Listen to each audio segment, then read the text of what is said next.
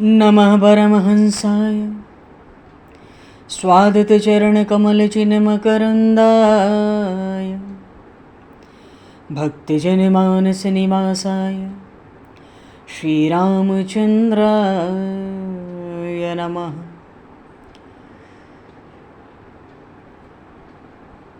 वंशीविभूषितकरान्नवनीरदाभात् पीताम्बरादरुणबिम्बफलाधरोष्ठात् पूर्णेन्दुसुन्दरमुखादरविन्दनेत्रात् कृष्णात् परं किमपि तत्त्वमहं न जाने। वागीशा यस्य वदने लक्ष्मीर्यस्य च वक्षसि यस्तास्ते हृदये संविततं नरसिंहम् अहं भजे।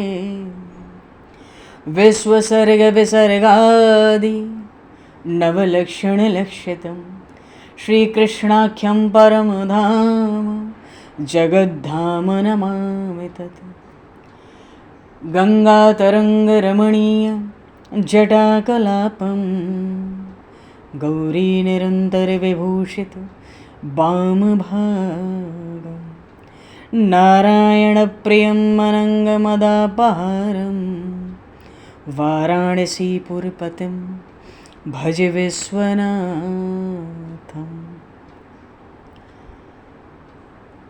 प्रह्लादनारदपराशरपुण्डरीक व्यासयम्बरीशशुकशौनकभीष्मदालभान् रुक्माङ्गदर्जुनवसिष्ठविभीषणादीन् एतानहं परं भागवतान् नमाम्यहम्। श्रीसीतानाथसमारम्भां श्रीरामानन्दार्यमध्यमाम् अस्मदाचार्यपर्यन्तां वन्दे गुरुपरम्पराम्। वाञ्छाकल्पतरुभ्यश्च कृपासिन्धुभ्य एव च पतितानां पावनेभ्यो वैष्णवेभ्यो नमो नमः। योगेन्द्राय नमस्तस्मै शुकाय ब्रह्मरूपिणे संसारसर्पदष्टमयो विष्णुरात्ममुच्यते। नारायणं नमस्कृत्य नरं चैव नरोत्तमं देवं सरस्वतं व्यासं ततो जयमुदीरये।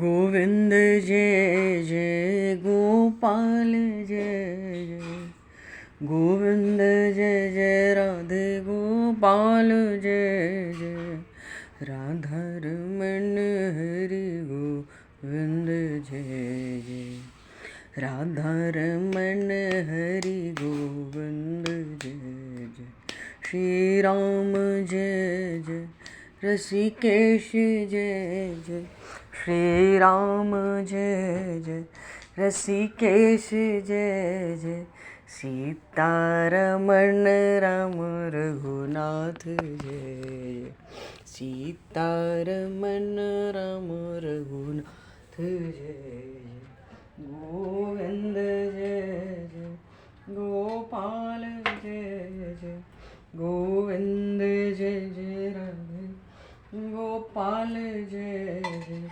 राधा रमण हरि गोविंद जय जय राधा रमण हरि गोविंद जय श्री राम जय जय ऋषिकेश जय जय श्री राम जय जय ऋषिकेश जय जय सीतारमण राम रघुनाथ जय सीतारमण राम रघुनाथ जय जय गोविंद जय जय गोपाल जय गोविंद जय गोपाल जय जय राधा रमण हरि गोविंद जय जय श्री वृंदावन बिहारी लाल की जय श्री जमुना महारानी की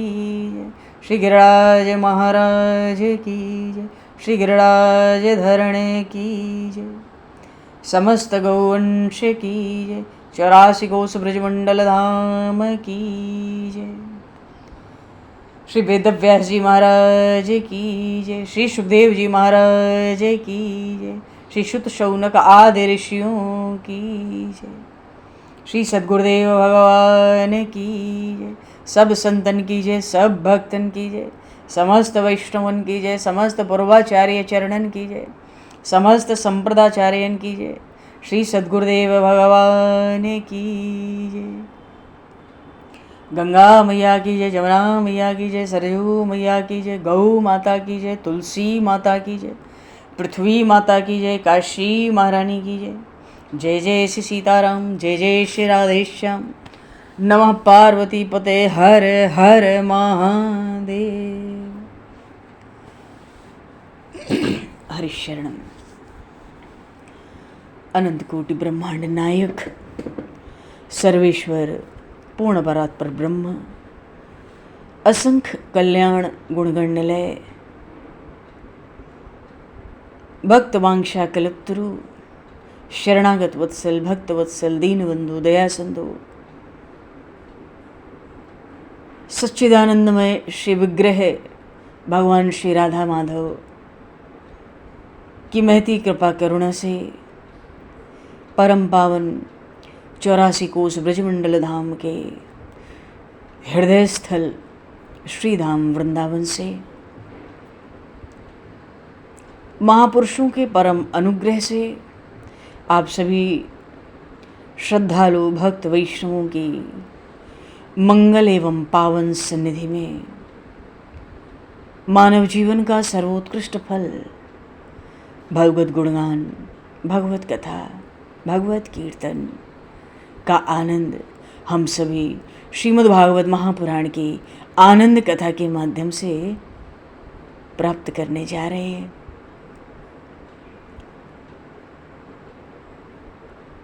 सर्वप्रथम आप सभी भक्तजनों के श्री चरणों में भगवत भाव से सादर वंदन, सादर नमन। आप सभी को यथा योग्य जय सिया राम, जय जय श्री राधे, हरि शरणम। जय हो, जय जय श्री राधे, सभी को जय सिया राम, जय हो भगवान, जय हो श्री राधे, श्री राधे, जय जय जय। कासाय वस्त्रं मणिहारभूषितं सिंहासनस्थं श्रितभक्तव्यापितम् अनाथनाथं करवीरवासनं श्रीकृष्ण गोविंद शरणं प्रपद्ये। श्रीकृष्ण गोविंद मनसा स्मरामि। निर्ग्रंथा अप्युरुक्रमे कुर्वन् अहत्योक्तिं भक्तिं इत्थं भूतगुणो हरिः। भागवत के आरंभ में ये श्लोक आया कि जो आत्मा राम है, अप्त काम है, जो ऐसे ऐसे मुनिगण हैं मानो माया के समस्त बंधनों से मुक्त हैं, ऐसे बड़े बड़े योगी जन, परमहंस जन भी भगवान में निष्काम भक्ति रखते हैं। कुर्वन् अहत्युकम भक्तिम, बिना किसी कारण के ही भगवान से वो प्रेम करते हैं। भगवान के जो मंगलमय दिव्य गुण है वो ऐसे ही हैं। तभी तो ऐसे ऐसे जो आत्मा राम आप्त काम मुनिगण हैं वे भी भगवान से प्रेम किए बिना नहीं रह पाते। और श्री सुखदेव जी महाराज वो तो साक्षात नंदनंदन श्री कृष्ण चंद्र के ही स्वरूप है। भगवान के नित्य गोलोक धाम में भगवान की आह्लादनी पराशक्ति श्री राधा रानी केवल लीला शुक हैं और भगवत धाम से नित्य अभिन्न है। भगवत धाम, वहाँ के पदार्थ, वहाँ के परिकर पार्षद सब भगवान से नित्य ही अभिन्न है। वो सब उन भगवान आनंद घन के ही स्वरूप होते हैं। ये जो सुखदेव जी महाराज हैं, ये भी स्वरूप से ही नंदनंदन श्री कृष्णचंद्र के समान मालूम पड़ते हैं, नील वर्ण, और सदा ही 16 वर्ष की अवस्था उनकी मालूम पड़ती है। बड़ी सुंदर अंग कांति है, कमल के समान विशाल नेत्र, सब अंग प्रत्यंग बड़े मनोहर आनंद रूप है।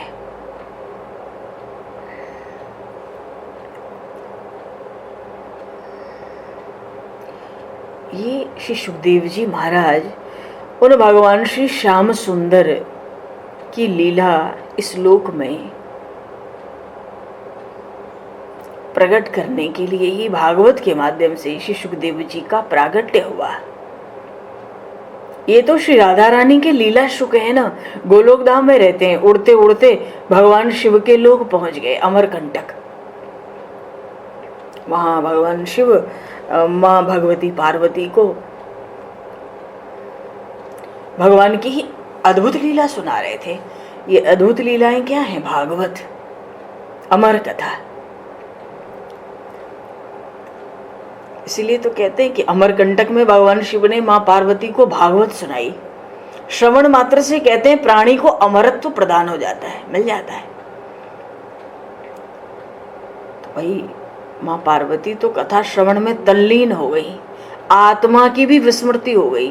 पर ये किस प्रसंग में हुई? रास पंचाध्यायी की कथा जब दशम स्कंद में आई, माँ भगवती पार्वती को समाधि लग गई रास लीला के चरित्रों में। तो अब कह के सुकृति कौन दे कि भाई कथा सुन रहे हैं, तो कथा रुके नहीं। इसलिए ये जो लीला शुक है ना, गोलोक धाम से उड़ते उड़ते आ गए भगवान शिव के पास, वो धीरे धीरे स्वीकृति करके देते रहे माँ पार्वती की जगह। अंत में जब भगवान शिव को मालूम हुआ कि अरे ये तो एक पक्षी ने अमर कथा सुन ली, मारने के लिए दौड़े त्रिशूल लेकर। क्यों? पक्षी का देह है तो ऐसी अमर कथा को धारण करने का अधिकारी नहीं है। सुखदेव जी उड़े, व्यास जी महाराज की पत्नी के मुख में प्रविष्ट होके उदर में चले गए।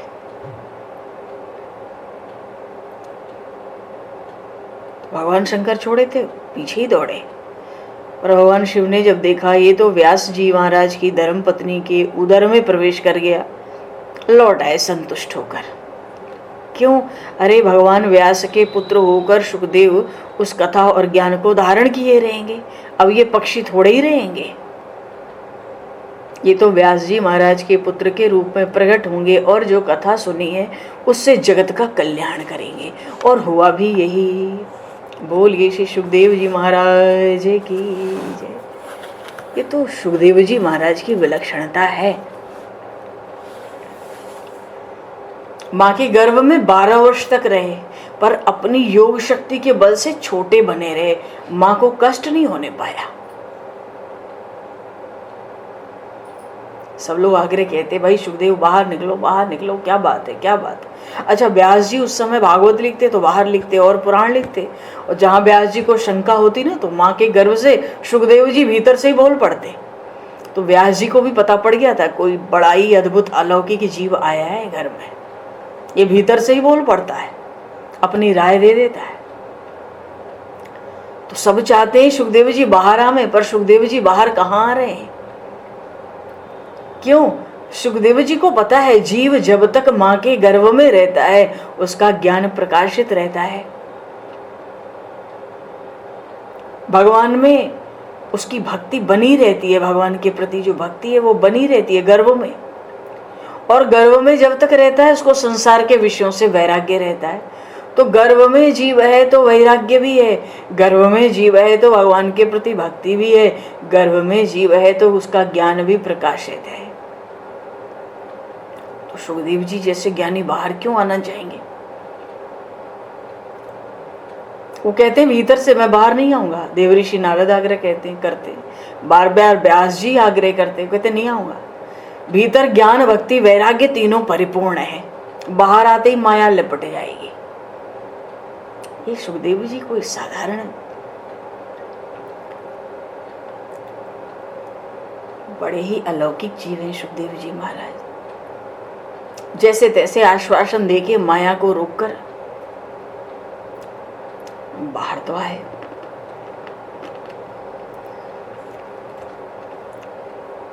आए भी तो व्यास जी महाराज समझ गए ये तो समदृष्टि है। अच्छा, सुखदेव जी ने जब से जन्म धारण किया तभी से ब्रह्म दृष्टि स्थिर है, क्योंकि पैदा होते ही चल पड़े वन में। व्यास जी महाराज पीछे से पुत्र पुत्र, वो तो समदर्शी समदृष्टा है। पिता पुत्र जैसा कोई संबंध ही उनके पास नहीं है, वो तो चल दिए, माया तो लगी नहीं। और व्यास जी महाराज के मन में एक बात थी उसी समय, नहीं तो सुखदेव जी महाराज कहाँ भागवत की कथा परीक्षित को सुनाते। व्यास जी महाराज के मन में तो बात थी कि ये सुखदेव ब्रह्मनिष्ठ तो है, अगर ये शास्त्रीय ज्ञान भी प्राप्त कर ले तो बड़ा अच्छा हो जाता है। तो जब ब्रह्म, बहुत ध्यान दो, जब ब्रह्मनिष्ठ पहले से हैं सुखदेव जी महाराज, फिर शास्त्रीय ज्ञान की क्या आवश्यकता बचती है? जिनके दृष्टि में कण कण में ब्रह्म स्थित है, जिसको ब्रह्म भाव प्राप्त हो गया, उसके बाद व्यास जी महाराज चाहते हैं मेरा पुत्र तो ब्रह्मनिष्ठ है, अब इसको शास्त्रीय ज्ञान भी हो जाए।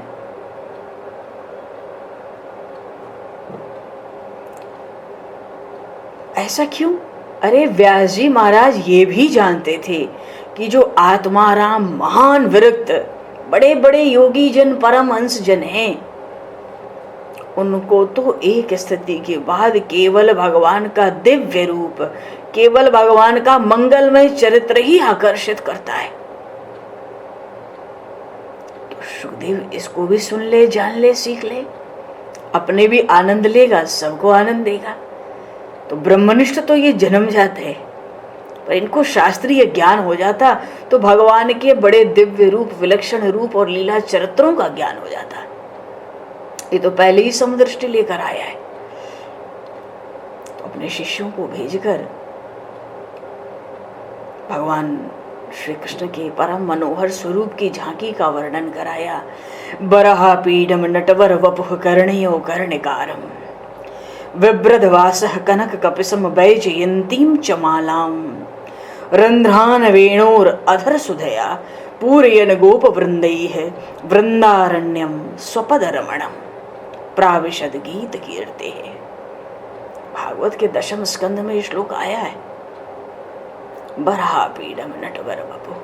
इस श्लोक में भगवान के, उन भगवान श्री कृष्ण के बाल स्वरूप का वृंदावन से गैया चरा के वृंदावन में लौट रहे हैं। बरहा पीडम, मोर मुकुट धारण किए, पूरे शरीर पर गौ की धूल पड़ी हुई है, कानों में पुष्पों के कुंडल,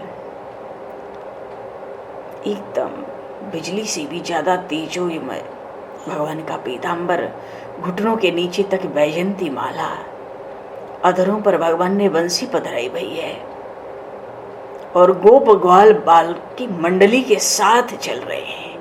वृंदारण्यम स्वपद रमणम प्राविशद गीत कीर्ति। वो गोप ग्वाल सब भगवान श्री कृष्ण के चरित्र गा रहे हैं।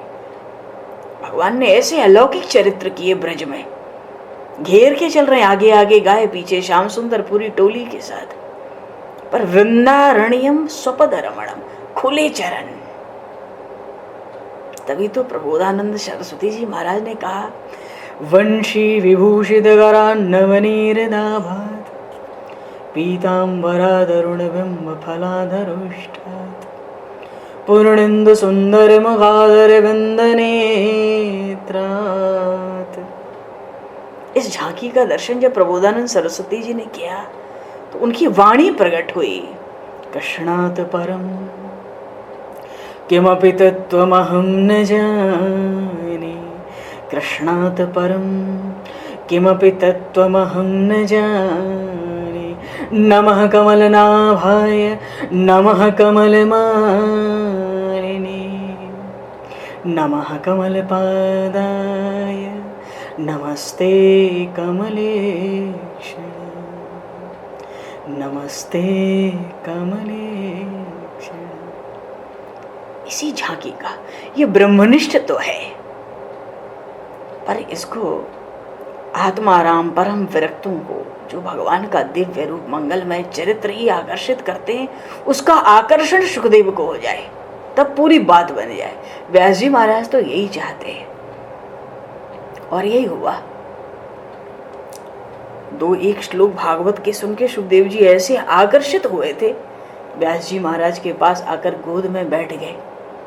देखो, गुरु के द्वारा जो प्राप्त ज्ञान है वो उत्तम ज्ञान होता है, और जिसको इस लोक में, संसार में, जगत में आचार्य होना है, उसे शास्त्रीय मर्यादा का पूरा पालन करना ही चाहिए। शास्त्रीय मर्यादा का पूरा पालन किए बिना आचार्य कैसे होंगे? तो पिता को गुरु रूप में वर्ण करके उनसे भागवत सुनाई, एक एक श्लोक करके। व्यास जी महाराज ने लिखा था, गणेश जी महाराज ने। देखो, सुखदेव जी महाराज भागवताचार्य तो हैं ही, अरे वो शांकर अद्वैत संप्रदाय के भी आद्याचार्यों में हैं।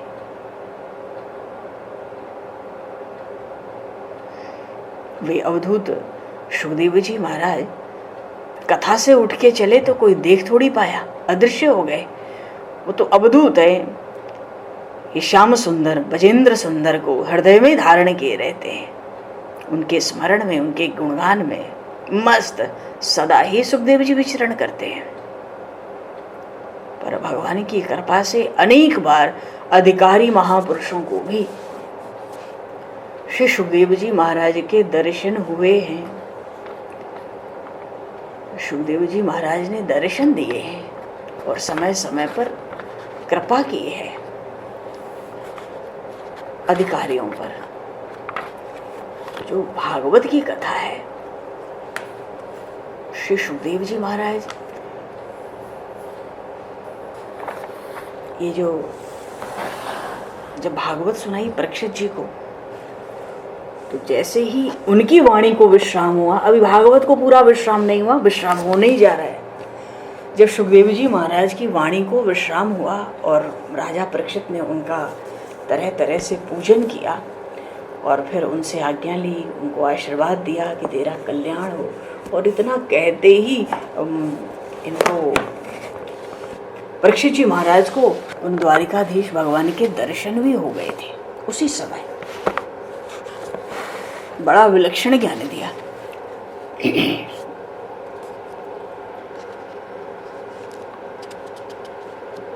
अब तो परीक्षित जी को उस उपदेश के बाद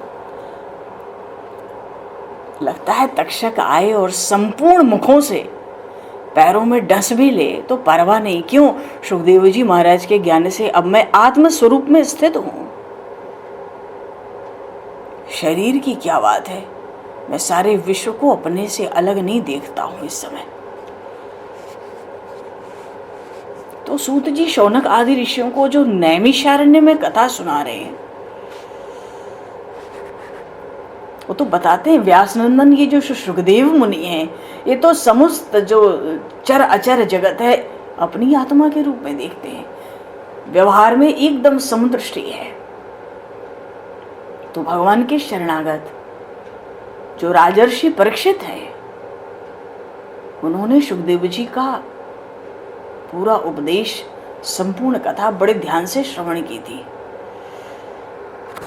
राजा परीक्षित तो कहते हैं कि सुखदेव जी को उन्होंने कहा था, आप तो करुणा के मूर्तिमान स्वरूप हैं, मुझ पर परम कृपा करके वो जो श्री हरि हैं, अनादि हैं, अनंत हैं, एक रस हैं, सत्य भगवान, आपने उनकी लीलाओं का वर्णन किया, आपकी कृपा से मैं कृतकृत्य हुआ। अब राजर्षि परीक्षित ने जब सुखदेव जी महाराज गए तो राजर्षि परीक्षित अपनी आत्मा को परमात्मा के चिंतन में लगा दिए और ध्यान में मगन हो गए। देखो उधर तक्षक आ रहा है, उस धन्वंतरी नाम के ब्राह्मण को धन दे दिया तक्षक ने। कल्प के वेद से कहीं कहीं उस ब्राह्मण का नाम कश्यप ब्राह्मण भी आया है। तो उसको तो धन दे के तक्षक ने मार्ग से ही विदा कर दिया, राजा परीक्षित तक न पहुंचो, क्या जरूरत है, धन चाहिए लो। और ये तक्षक तो भाई इच्छाधारी है, तो ये तो इधर राजा परीक्षित अपनी आत्मा को परमात्मा के चिंतन में लगा के समाहित करते हैं, ध्यान में मगन हुए। उन्होंने गंगा जी के तट पर कुशों को बिछा दिया। कुशों का आसन लगाने में बड़ा ध्यान रखना होता है। अग्रभाग कुश का तो पूर्व में हो, पर जब हम बैठे तो उत्तर मुंह करके बैठे, अगर हम भगवान के शरणागत जीव हैं तो। हाथ मुंह धो के आचमन करके परीक्षित जी वैसे ही बैठे। देखो उनकी आसक्ति और उनका संशय तो पहले ही मिट चुका था। अब ब्रह्म और आत्मा की एकता, ये तो महायोग है, ब्रह्म स्वरूप में ही बैठ गए। तो सूत जी कह रहे हैं शौनक आदि ऋषियों से कि हे ऋषियों, अब आगे का प्रसंग जो थोड़ा सा है ये नैमिषारण्य में श्री सूत जी शौनक आदि ऋषियों को बता रहे हैं कि सुखदेव जी महाराज के जाने के बाद क्या हुआ, ये भी तो कोई बताएगा। राजा परीक्षित के पास वो तक्षक नाग कैसे आया, क्या हुआ।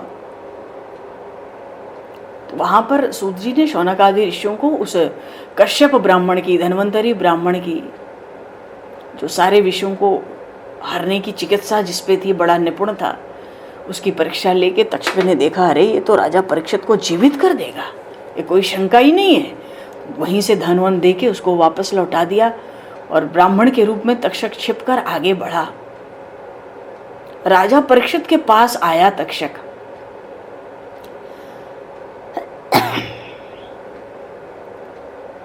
कुछ भी करो, राजा परीक्षित तो बैठ गए, पर जो उनके सेवक हैं, अनुचर हैं, राज्य के सिपाही हैं, सेना है, सब घेरी हुई थी। कोई नहीं चाहता था तक्षक का वहां प्रवेश हो, क्योंकि अभी तो कलयुग का आगमन है। कलयुग को तो अभी 4 स्थान मिले हैं, राजा परीक्षित ने दिए रहने को, लेकिन जिस दिन राजा परीक्षित नहीं होंगे उस दिन कलयुग का बोलबाला हो जाएगा। इसलिए धर्म की रक्षा के लिए सब प्राण की बाजी लगाकर खड़े हैं, तक्षक ना आने पावे। तक्षक आज ही आने वाला है, तक्षक न आने पावे। तक्षक कैसे आया? जब दिन डूबने लगा, 7वें दिन शाम की बात है, दिन डूबने लगा तो ये हुआ कि तक्षक तो आया नहीं। तो महाराज आप अभी तक अनशन किए हुए थे, तो कृपा करके कुछ नहीं तो थोड़ा सा फल का आहार ले लें। परीक्षित जी तो ध्यान मग्न बैठे हैं, आत्मा को परमात्मा में स्थित करके, समाहित करके, महायोग में विराजमान है, ब्रह्म स्वरूप होकर बैठे। तो सेवक लोग, राजा परीक्षित ने कोई उत्तर नहीं दिया तो सेवकों ने समझा कि भाई मौन है, इसका मतलब स्वीकृति है, चलो फल लेकर चले राजा परीक्षित के पास। फल में तरह तरह की टोकरी में तरह तरह के फल थे। तो ये जो तक्षक था ये सोचा ऐसे तो इस पहरे में मैं जा नहीं पाऊंगा। उसने एक फल का आश्रय लिया और एक छोटे से बड़े सूक्ष्म कीड़े का रूप धारण किया तक्षक ने, और जाकर फल की टोकरी में घुस गया।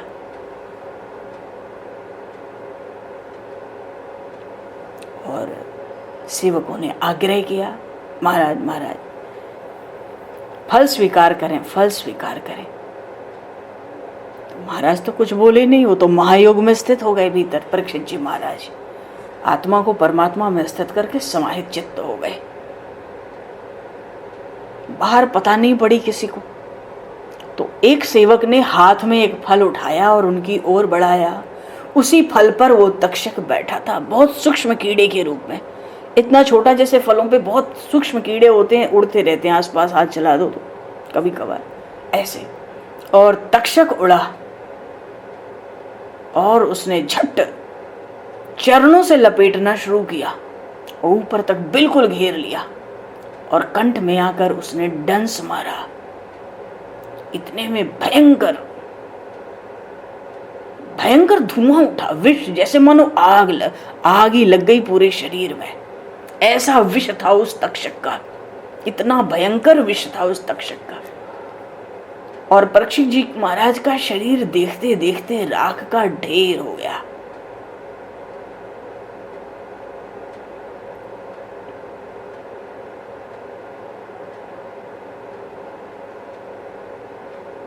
विष की आग से उनका शरीर सबके सामने ही जलकर भस्म हो गया। भस्म तो शरीर हुआ, पर पृथ्वी, आकाश और सब दिशाओं में बड़े जोर से हाय हाय की ध्वनि हुई। देवता, असुर, मनुष्य सब के सब परीक्षित की ये परम गति देखकर आश्चर्य में पड़ गए, क्योंकि वो तो पहले ही ब्रह्म स्वरूप होकर स्थित हो चुके थे। देखने वाले तो जान ही चुके थे, पर तक्षक ने कैसे डंस मारा। ब्राह्मण का शाप झूठा नहीं हो सकता। भगवान शिव ने कागभुसुंडी से कहा था, ओ शूद्र, इंद्र कुलिश ममशूल विशाला, काल दंड हरि चक्र कराला, जे इनके मारे नहीं मरई, विप्ररोष पावक सोदाही। विप्ररोष पावक सोदाही। इंद्र का वज्र अमोघ है, मेरा त्रिशूल अमोघ है, चैतन्य है। भगवान विष्णु का सुदर्शन चक्र अमोघ है। काल का काल दंड अमोघ है, कोई इससे बच नहीं सकता, इसके वार को कोई सहन नहीं कर सकता। जो सामने पड़ता है प्राणांत ही होता है। पर हो सकता है, कागभुसुंडी जी से कहा था भगवान शिव ने, हो सकता है किसी वरदान के या किसी और स्थिति के प्रभाव से इन चारों से वो बच जाए। इंद्र का वज्र, मेरा त्रिशूल, भगवान विष्णु का सुदर्शन चक्र, काल का कालदंड, पर ब्राह्मण के कोप से कोई बच नहीं सकता। इंद्र कुलिश ममशूल विशाला, काल दंड हरि चक्र कराला, जे इनके मारे नहीं मरई, विप्ररोष पावक सोदाई। शमीक ऋषि के पुत्र का श्राप था, 7वें दिन तक्षक काटेगा। देवताओं की तो दुंदुभियां अपने आप बज उठी आकाश में। गंधर्व और अप्सरा गान करने लगे। देवता लोग साधु साधु कह के नारे लगाने लगे। पुष्पों की बरसात होने लगी, क्योंकि परीक्षित जी को परम गति की प्राप्ति हुई। बोलिए श्री परीक्षित जी महाराज की जय। श्री सुखदेव जी महाराज की जय। ऐसी कथा सुनाई श्री सुखदेव जी महाराज ने। परीक्षित जी के सबसे बड़े पुत्र का नाम था जन्मेजय। उसने सुना कि तक्षक ने मेरे पिताजी को डंस लिया है। उसको बड़ा क्रोध हुआ। उसने ब्राह्मणों को बुलाया। कहता है, मैं एक यज्ञ का अनुष्ठान करूंगा। महाराज, कैसा अनुष्ठान करेंगे? बोले, उस यज्ञ के अग्निकुंड में, इस ब्रह्मांड में, सृष्टि में जितने भी सर्प हैं, सबको हवन करना है। क्रोध आ गया जन्मेजय को। कहता है, मैं सबको हवन कर दूंगा। ऐसा यज्ञ कराओ जिससे कोई सर्प की जाति ही ना बचे सृष्टि में। अब तक्षक ने पूरे सृष्टि में 6 अरब सर्प थे। 6 अरब। हवन शुरू हो गया। एक एक जिसके जिसके नाम का जाति का होता था ना, वो उस जाति का पूरे परिकर समाज परिवार के साथ आता। हवन कुंड में चीखते चिल्लाते वो सर्प हवन कुंड में हवन होते चले जाते थे। ऐसी लीला हुई। उस हवन को देखने बड़े बड़े आते थे कि ये क्या तमाशा हो रहा है। तक्षक को मालूम पड़ा, अरे परीक्षित का पुत्र जन्मेजय सर्प सत्र कर रहा है। प्रज्वलित अग्नि में बड़े बड़े महासर्प भस्म होते जा रहे हैं। अब तो तक्षक बड़ा भयभीत हो गया। अब क्या करे? क्यों? क्योंकि लक्ष्य तो तक्षक ही था। क्रोध सब पर निकल रहा था जन्मेजय का। तो ये देवराज इंद्र का बड़ा भारी मित्र है ये तक्षक। तो देवराज इंद्र की शरण में चला गया। देवराज इंद्र की शरण में गया। सारे सर्प लगता था भस्म हो गए, ये तक्षक अभी तक आया क्यों नहीं? जन्मेजय सोचता है सारे सर्प आके गिरते जा रहे, ये तक्षक अभी तक क्यों नहीं आया। तो जन्मेजय ने ब्राह्मणों से कहा, ब्राह्मणों अब तक सर्पों में सबसे अधम तक्षक क्यों नहीं भस्म हुआ। तो ब्राह्मणों ने कहा, राजन तक्षक इस समय देवराज इंद्र की शरण में चला गया है। वो उनके जो देवलोक में उनका जो सिंहासन है उसमें लिपटा हुआ है और देवराज इंद्र उसकी रक्षा कर रहे हैं। उन्होंने तक्षक को अपने सिंहासन के नीचे रख रखा है स्वर्गलोक में, इसलिए वो अग्निकुंड में गिर के भस्म नहीं होता। अब परीक्षित नंदन ये जन्मेजय बड़े बुद्धिमान, बड़े वीर है। तो जब ब्राह्मणों की बात सुनी तो जन्मेजय ने कहा, ब्राह्मणों आप लोग इंद्र के साथ ही तक्षक को इस अग्नि में क्यों नहीं गिरा देते। ये हालत हुई, सृष्टि में मानव हाहाकार मचने को आ गया। वो तो कहते हैं तक्षक अगर नहीं आता है, इंद्र उसको आश्रय देते हैं, तो इंद्र को भी बुलाओ, तक्षक को भी बुलाओ, सबको एक साथ इसमें हवन करो, दोनों को बुलाओ एक साथ।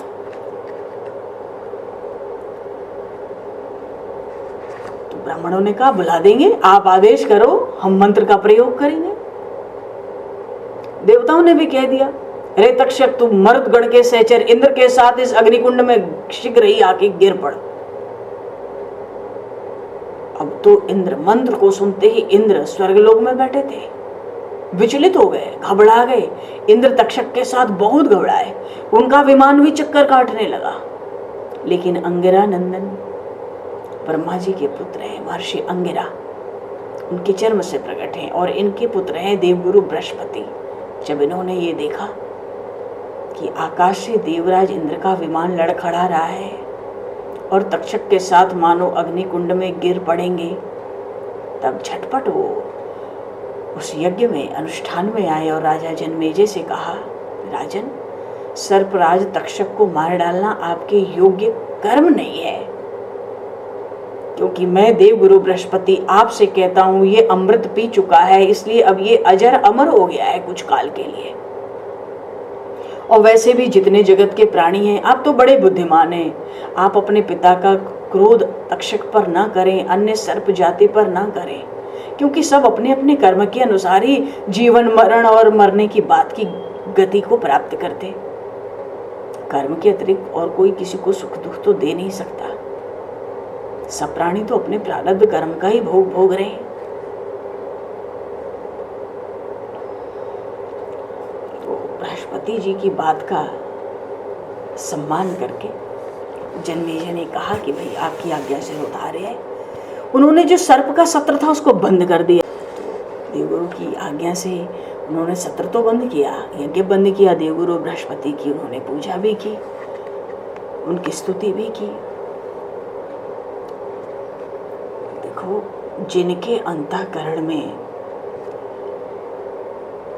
देवगुरु बृहस्पति ने जन्मेजय को समझाया, देखो तुम्हारे पिता की क्या स्थिति थी। अरे जिनके अंतःकरण में शरीर के प्रति अहम भाव नहीं रह जाता, जिनके भीतर से शरीर से या उनके घर या अन्य पदार्थों में ममता रह नहीं जाती, वो तो जीते जी जीवन मुक्त हो जाते हैं। तुम्हारे पिता परीक्षित को श्री सुखदेव जी महाराज ने भागवत सुनाई, उनको ब्रह्म दृष्टि प्राप्त हो गई। वो तो आत्मा को परमात्मा में समाहित करके उन्होंने शरीर छोड़ दिया। तक्षक की क्या विसात है। आप सर्पों पर क्रोध ना करें। सूत जी शौनक आदि ऋषियों से कह रहे हैं कि जिसे इस परमात्मा, इस परम पद की प्राप्ति की कामना है, उसको चाहिए कि भैया सामने कुछ भी सहन कर लो, बदले में किसी का अपमान ना करो। शरीर क्षणभंगुर है, इसमें मैं मेरा करके किसी के साथ भी बैर उचित नहीं है बुद्धिमान के लिए।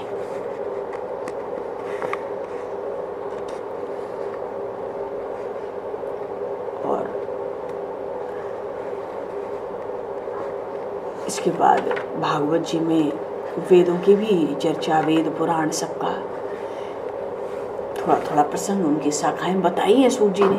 पर शौनक जी ने एक प्रश्न पूछा सूत जी से, जो भगवान नारायण की महिमा का चरित्र है।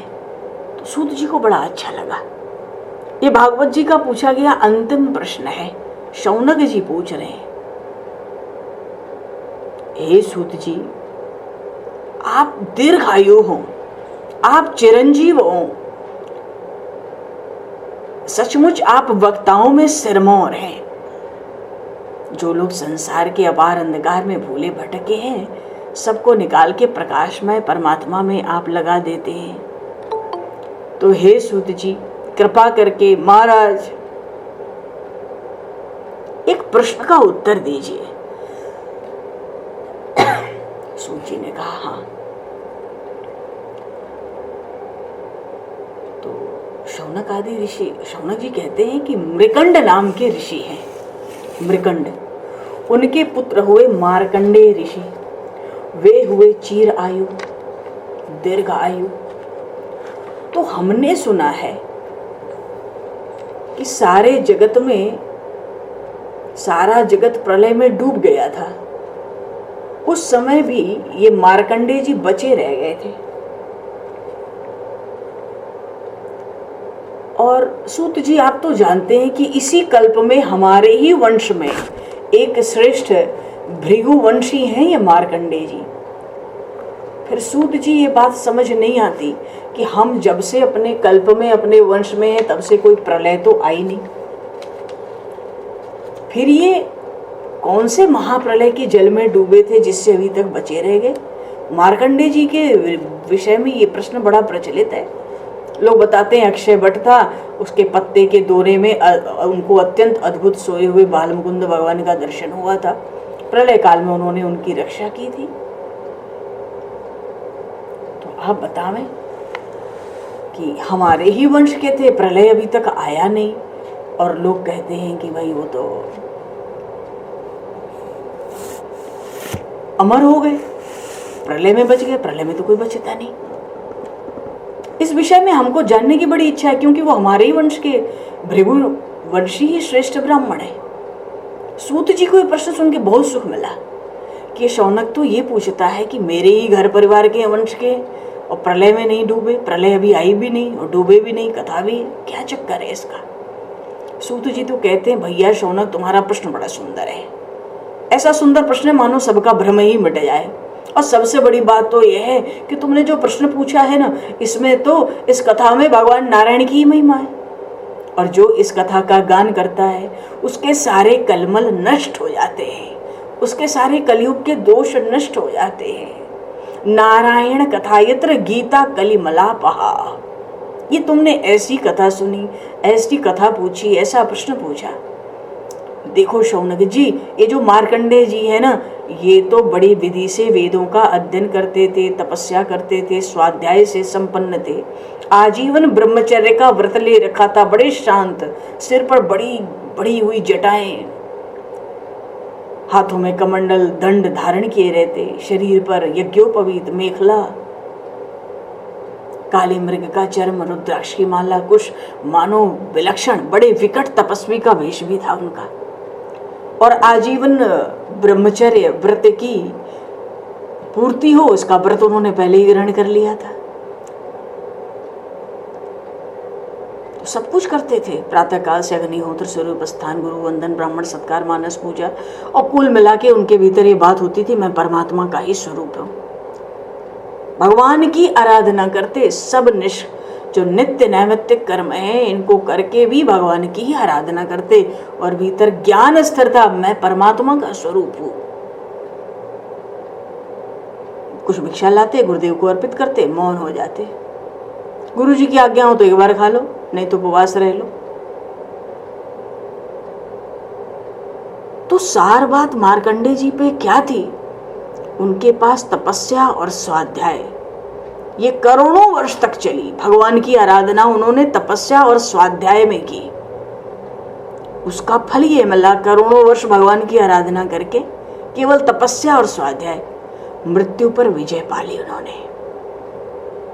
बोलिए श्री मार्कंडेय जी महाराज की। मृत्यु पर विजय पाली। अरे उस मृत्यु को जीतना बड़े बड़े योगियों के लिए भी बड़ा कठिन हुआ, उस पर विजय पाली। तो मार्कंडेय जी ने मृत्यु पर विजय पाली, इसको देखकर ब्रह्मा जी, भृगु जी, भगवान शिव, दक्ष प्रजापति, ब्रह्मा जी के और जो अन्य बड़े बड़े ऋषि मुनि पुत्र हैं, मनुष्य देवता पितर, सब प्राणियों को अत्यंत आश्चर्य हुआ कि मृत्यु लोक में आके मार्कंडेय ने मृत्यु पर विजय प्राप्त कर ली। बल क्या था? एक तो आजीवन ब्रह्मचर्य का व्रत और तपस्या, स्वाध्याय, संयम। सब कलेश मिट गए अविद्या के, अज्ञान के। अंतःकरण से परमात्मा के ध्यान में स्थिर रहते, महायोग में स्थित थे, चित्त को भगवान के स्वरूप में रख लेते। ऐसे साधन करते करते मार्कंडेय जी को 6 मनवंतर बीत गए। 6 मनवंतर का अर्थ ये हुआ कि 6 इंद्र अपने पद पर आकर चले गए और एक इंद्र अपने पद पर बैठता है 29.29 करोड़ वर्ष के लिए। 6 इंद्र आके चले गए। मार्कंडेय जी ने मृत्यु पर विजय पाली, अपने भगवान की आराधना में लगे। 7वें मनवंतर में इंद्र आया नया, उसको पता चला कि कोई मार्कंडेय ऋषि हैं, ऐसी विलक्षण तपस्या कर रहे हैं, तपस्या, स्वाध्याय, संयम, मृत्यु को जीत लिए। डर गए कहीं मेरा पद न ले ले, इनकी तपस्या में विघ्न डालो। विघ्न डालने के लिए इंद्र महाराज के पास एक ही उपाय है, कामदेव। हिमालय के उत्तर की तरफ पुष्पभद्रा नदी, वहीं पर उनका आश्रम था और वहीं एक शिला पर वो तपस्या करते थे। चलो, कामदेव ने सेना लेके सब प्रयास किए पर कोई काम बना नहीं कामदेव का। हाथों में पुष्पों का धनुष भी ले लिया जो भगवान शिव के समय उठाया था कामदेव ने, सम्मोहन करके बाण चढ़ाया पर कोई बात बनी नहीं। अप्सराओं के नृत्य, गंधर्वों का मधुर गान, बड़े बड़े ढोल नगाड़े, सबके स्वर, सब व्यर्थ गए। बाद में कामदेव ने पंचमुख बाण भी चढ़ाया पर उससे भी मार्कंडेय ऋषि का मन विचलित नहीं हुआ।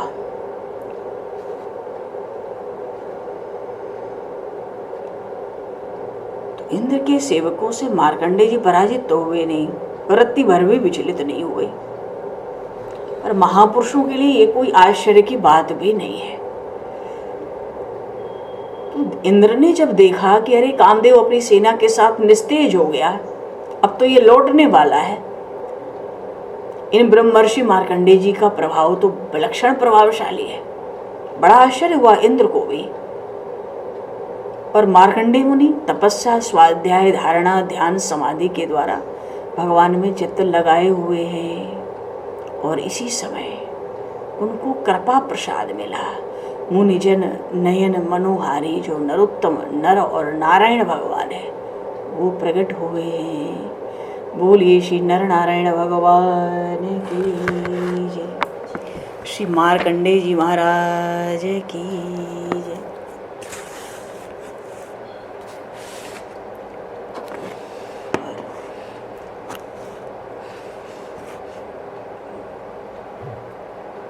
भगवान नर नारायण प्रकट हुए, मार्कंडेय जी महाराज दर्शन कर रहे हैं, भगवान की विलक्षण रूप माधुरी का नेत्रों से पान कर रहे हैं। भगवान के स्वरूप को मानो नेत्रों से पी जाएंगे। और समय को देख के तो लगता है कि आज मार्कंडेय ऋषि को छोड़ दिया जाए और वो भगवान के स्वरूप का ऐसे ही नेत्रों से पान करते रहे, दर्शन करते रहे, दर्शन ही करते रहे आज। और कल भगवान से उनको वरदान देंगे। छोटा सा प्रसंग है, कल भागवत भगवान की विश्रांति, पूर्ण तो कभी होता नहीं है पर एक विश्राम जो एक लंबे समय से चल रहा है, वो भागवत भगवान को भी विश्राम मिले कुछ। और कल का ये है कि जिस दिन भागवत की कथा समाप्त होती है, विश्राम पर आती है, उस दिन जागरण का विधान होता है। बोलिए श्रीमद् भागवत महापुराण की जय। श्री सुखदेव जी महाराज की जय। श्री परीक्षित जी महाराज की जय। सब संतन की जय, सब भक्तन की जय, सद्गुरुदेव भगवान की जय। तो समय को दृष्टिगत करते हुए आज यहीं पर वाणी को विराम। दो पल नाम संकीर्तन बोल लें। गोविंद मेरो है, गोपाल मेरो है,